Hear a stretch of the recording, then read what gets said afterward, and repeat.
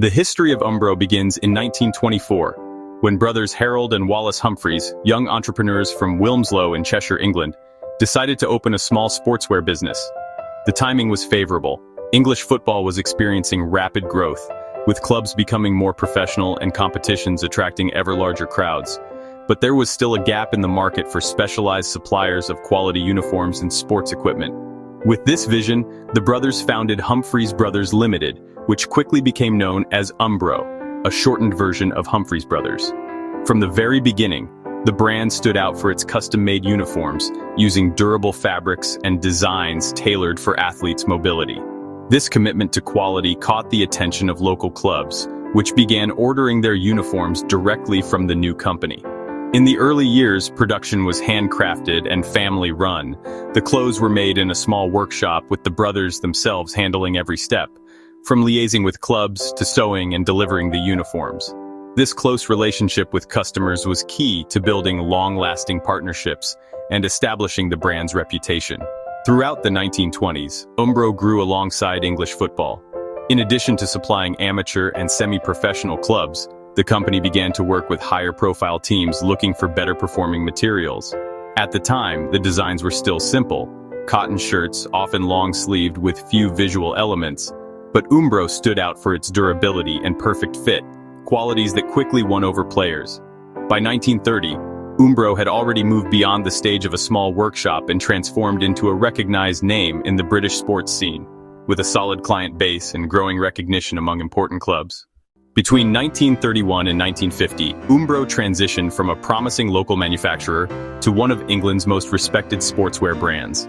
In the 1930s, football was becoming more competitive and organized, and Umbro positioned itself as a key supplier for professional clubs. The company began producing uniforms for several high-profile English teams, and its name started to appear in top-flight competitions. World War II, 1939-1945, dramatically impacted the business. Like many manufacturers at the time, Umbro shifted part of its production to support the war effort, making military clothing and equipment. Despite the challenging circumstances, the company maintained its presence in the football scene, ensuring that it could quickly resume full-scale operations when the war ended. After the war in the late 1940s, there was a surge in public enthusiasm for football. Stadiums were packed again, and Umbro seized the moment to expand production and secure more contracts with professional clubs. Its close relationship with teams and players built over decades allowed the company to thrive in the post-war period. By 1950, Umbro was no longer just a small, family-run operation. It had become a well-established brand in British football, supplying kits to both local and professional teams across the country. Between 1951 and 1975, Umbro evolved from a strong domestic supplier into a globally recognized name in football apparel, cementing its legacy through key partnerships and historic moments in the sport. In the 1950s, football was rapidly professionalizing, and Umbro capitalized on this by securing partnerships with major English clubs. The company became the go-to supplier for kits in the FA Cup and Football League, strengthening its image as a symbol of professionalism and quality.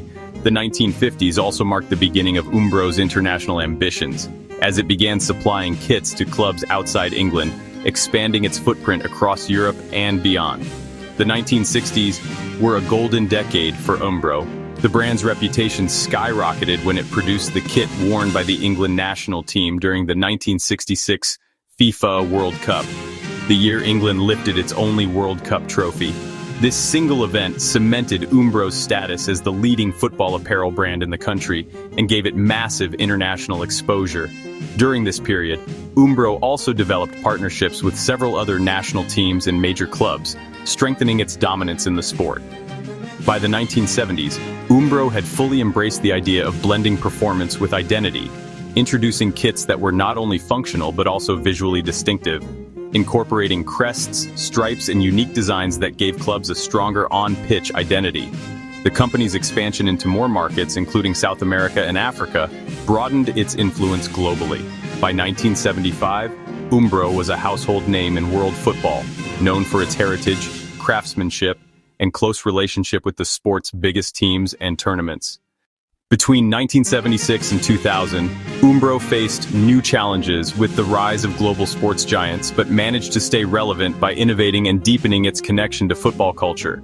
In the late 1970s and early 1980s, Umbro continued to dominate the British football scene, supplying kits for numerous top-tier English clubs and expanding into other European markets. However, the arrival of global competitors like Adidas and later Nike began to reshape the sportswear industry, forcing Umbro to evolve its strategies. During the 1980s, Umbro found success in youth development and grassroots football, supplying kits for academies and local clubs, reinforcing its image as the brand closest to the sport's foundations. The company also invested in football boot technology, producing lightweight and durable models that complemented its apparel line. The 1990s were a defining era. Umbro signed landmark deals with several national teams, including Brazil, whose 1994 World Cup winning squad wore Umbro kits, a massive boost to the brand's international profile. The company also introduced innovative designs in football kits, embracing bolder colors and patterns that reflected the changing aesthetics of the sport in the 90s. In 1994, Umbro launched one of its most iconic products, the Speciale football boot, worn by legendary players such as Alan Shearer and Roberto Carlos. The Speciale became synonymous with quality and performance, securing Umbro's place in the competitive boot market. By the end of the 1990s, despite growing competition, Umbro had cemented its legacy as a brand deeply embedded in football culture, balancing its traditional roots with modern innovation. Between 2001 and 2010, Umbro went through a period of major transformations and a redefinition of its global strategy.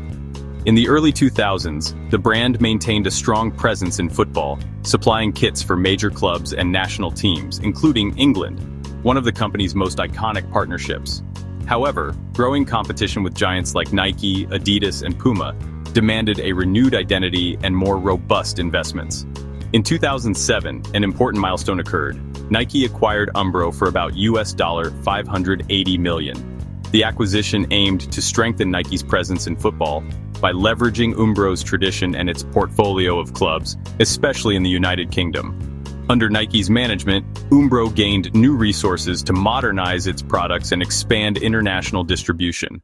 During this period, the brand released updated versions of its iconic Speciale boots and continued innovating in kit design, incorporating lighter fabrics and bolder aesthetics. Umbro also reinforced its connection with grassroots football and national leagues, maintaining its identity as the football brand. Despite growth in some markets, integration with Nike brought challenges. The overlap of strategies between the two brands raised questions about Umbro's positioning, which needed to maintain its authenticity within a giant sports corporation.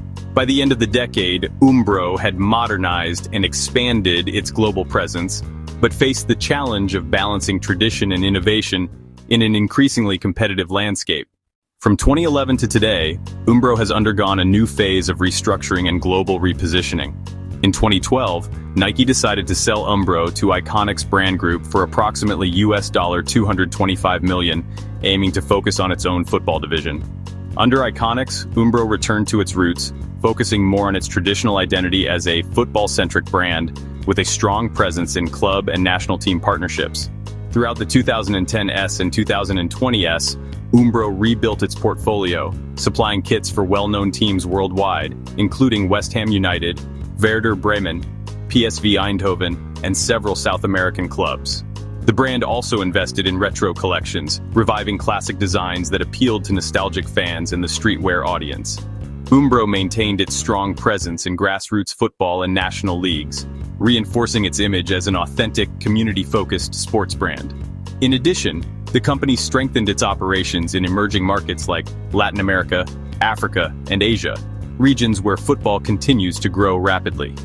Today, Umbro operates in over 90 countries, maintaining its headquarters in the UK and generating significant revenue through licensing and global partnerships. It remains a symbol of football tradition, balancing heritage with modern design to appeal to both athletes and lifestyle consumers. Umbro's journey is far more than just the story of a sportswear company. It is the narrative of how two brothers transformed a small English workshop into a global symbol of football.